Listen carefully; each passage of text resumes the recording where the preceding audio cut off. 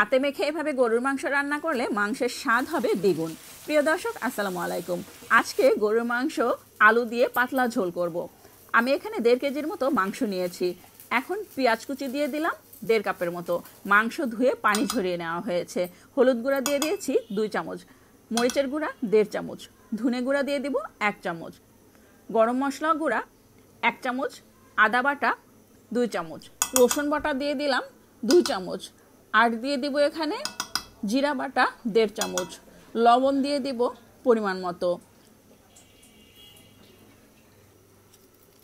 তেজপাতা দিয়েছি 4-5টা, আর দিয়ে দিচ্ছি গরম মশলা।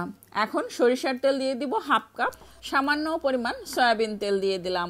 সব কিছু দেওয়ার পরে খুব ভালো করে মাংসটাকে হাতে মেখে নেব। আর এভাবে হাতে মেখে মাংস রান্না করলে মাংসের স্বাদ দ্বিগুণ বেড়ে যায়। মাঝে মধ্যেই এভাবে হাতে মেখে গরুর মাংস রান্না করি। এভাবে হাতে খুব ভালো করে মাংসটাকে মশলার মধ্যে মাখিয়ে এখন 10 মিনিটের জন্য ম্যারিনেট করে রাখবো। আর হাতে একটু পানি দিয়ে মানে হাতটা ধুয়ে নিব, মশলাটা যাতে হাতের মশলাটা ধুয়ে ফেললাম অল্প একটু পানি দিয়ে।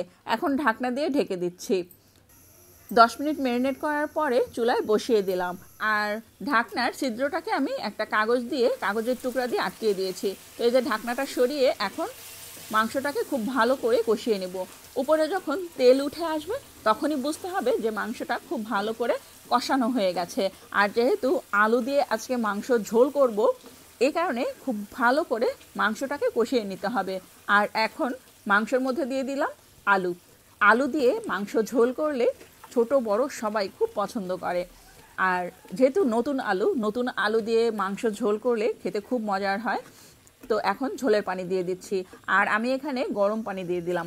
ঝোলের জন্য গরম পানি দিয়েছি পরিমাণ মতো। এখন ঢাকনা দিয়ে ঢেকে দিব।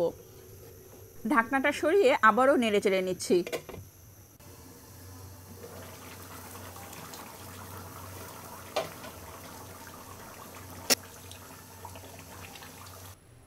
আমার মাংস রান্না কমপ্লিট।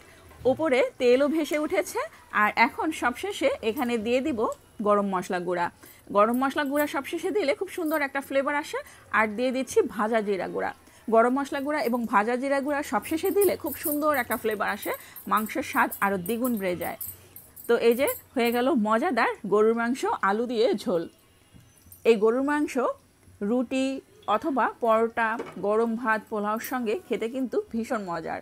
যারা গরুর মাংস খুব পছন্দ করেন তারা এভাবে আলু দিয়ে ঝোল করে খেয়ে দেখতে পারেন কতটা মজার হয়। সবাই ভালো থাকবেন। আজ এ পর্যন্ত। রেসিপিটি ভালো লাগলে একটা লাইক দিবেন, কমেন্ট করবেন।